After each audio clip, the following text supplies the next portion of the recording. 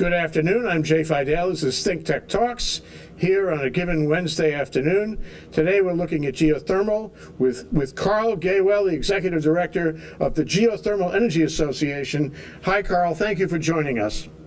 Sure, Jay, although it's not afternoon, it's evening here in the East Coast. Okay, I'll abide by that. After all, we're global anyway. Doesn't matter. Right on. I want to just, as a way of preface, it appears by way of a press release that the Geothermal Energy Association just today had a press conference where you announced the issuance of a report on geothermal that you've been working on for some time that describes the benefits of it and the specific kinds of payloads that it can provide to a given community, a given grid. So I'd like to ask you about that report. I understand it was a joint effort between the Geothermal Energy Association and the Geothermal Resource Council, yes. So tell us more about the report. Well, the geothermal, first of all, let me explain to you the two groups. GEA is a trade association, GRC is a scientific educational organization. And the two got together to write a report that we hope was simple enough for decision makers to understand, that looked at what are the values of geothermal energy, or what could it bring to today's grid.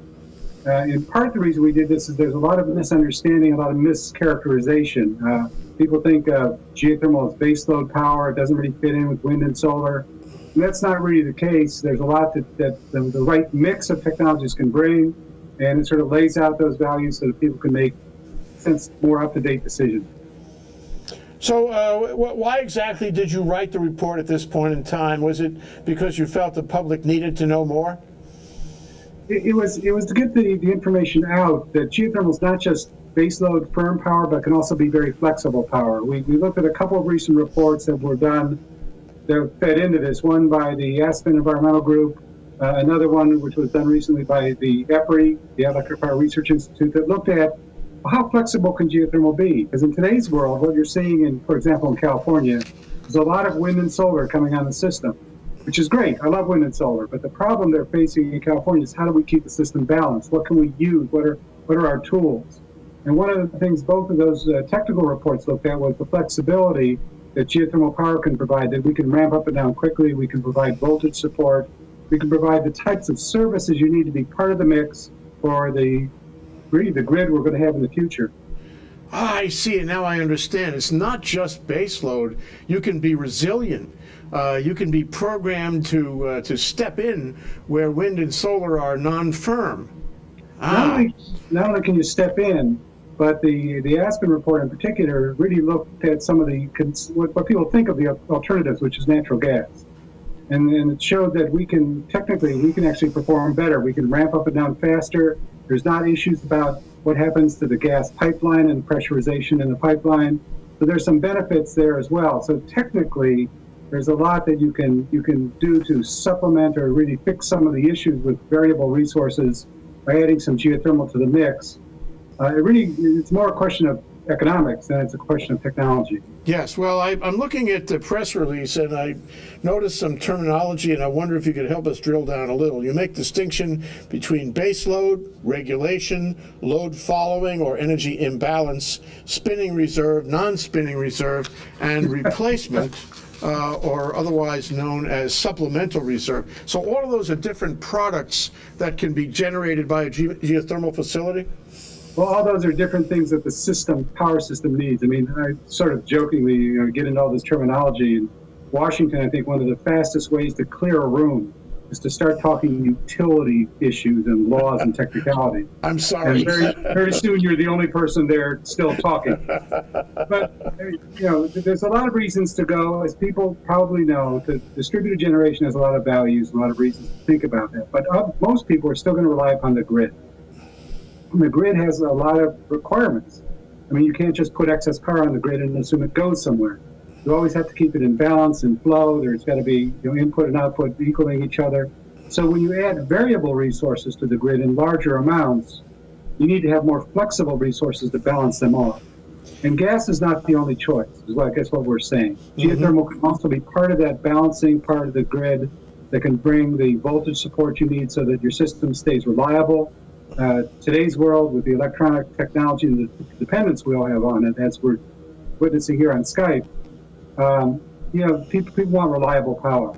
And just basically, we can be part of that. We can meet the needs of the system for all of those attributes so that you can keep the system steady and reliable and usable so that people know that not just when you turn the lights on, they go on, but you've got the right amount of power and voltage frequency in your system so that all of your various fairly sensitive electronic devices all work properly. So, it sounds like this requires some smart grid technology to know exactly how to plug in these different types of power that come off the geothermal facility. And I wonder, are you making assumptions there? Do you call for certain equipment, certain capability on the grid itself? Where does the technology live to make it smart enough, to incorporate these different kinds of products into the grid? Well, the recent addition they added to the Puna plant is a dispatchable part of the power plant, so the utilities can turn it on and off as they need to. So in terms of the power side, the question is more, can you perform? The stereotype was geothermal is base load only.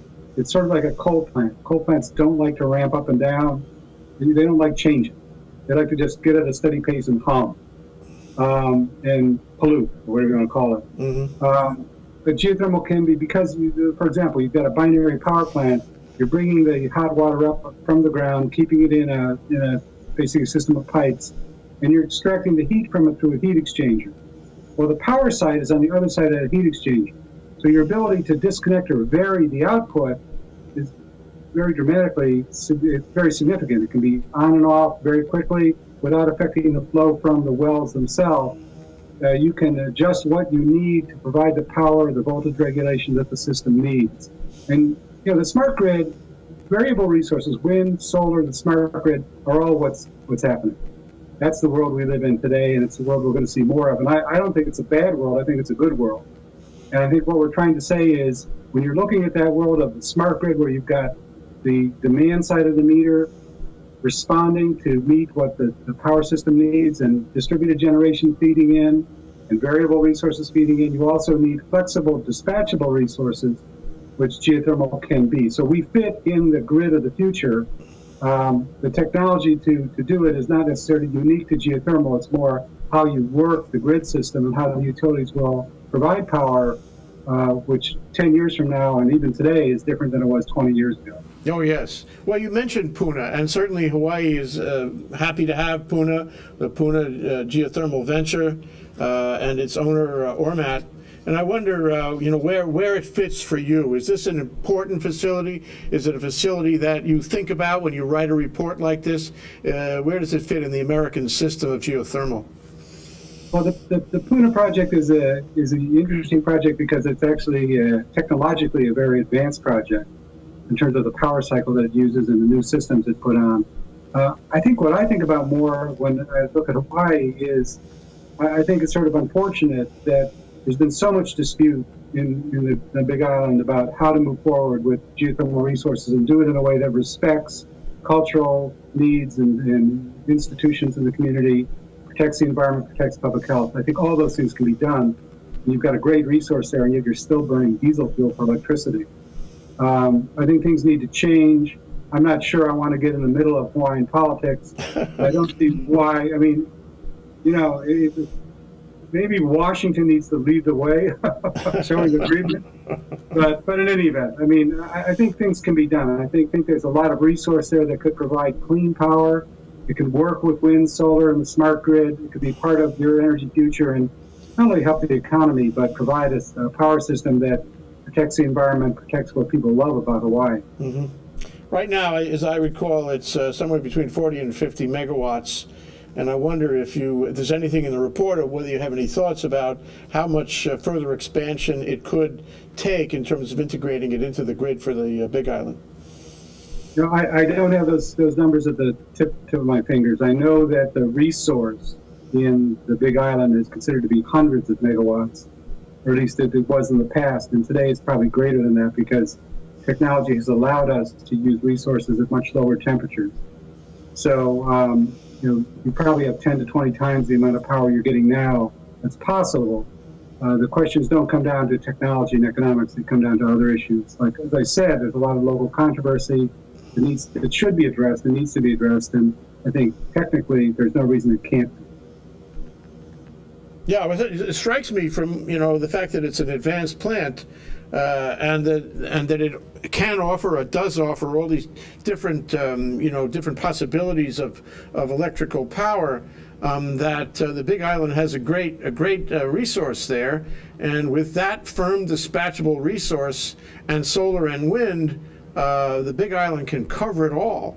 So this is a great potential just waiting to be unleashed.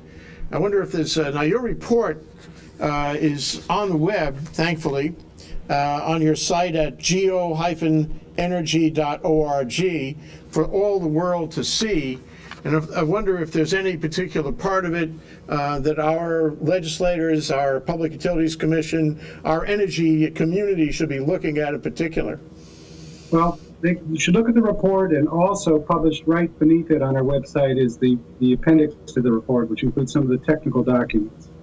I think they should look at the report and the technical documents, because what it tells you is that, there's no issue anymore. California Public Utilities Commission, which has been a big advocate for wind and solar, as they should be, has said, but they're beginning to realize they have a real issue with how to integrate the whole mix of renewables in a reliable system. I think they'll see that if you don't do it, the costs are going to be significant, and it's going to hurt moving forward with a clean energy future if we can't provide reliable power that's also emissions free.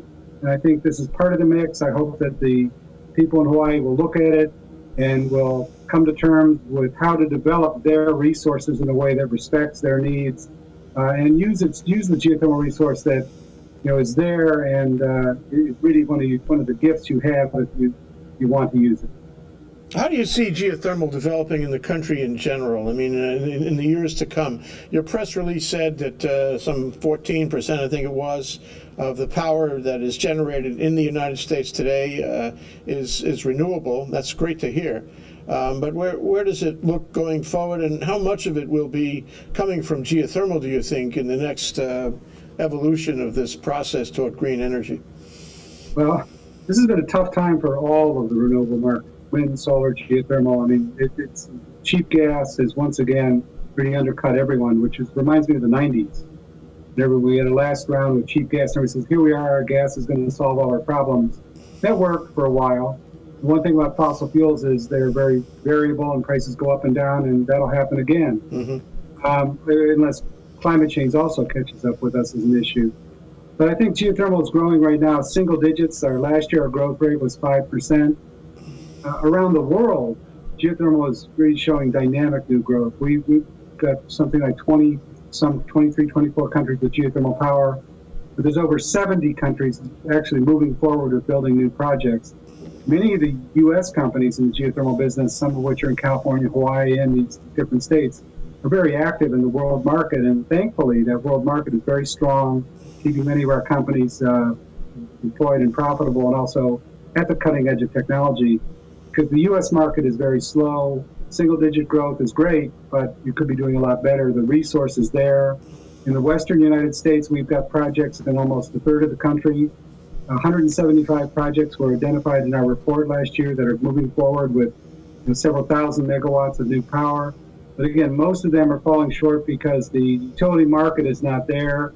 The growth in the good news in California is they've had tremendous gains in energy efficiency, where the rest of the country's energy demand has grown. Theirs has remained fairly flat. That's not necessarily good news if you're in the business of selling electricity, however.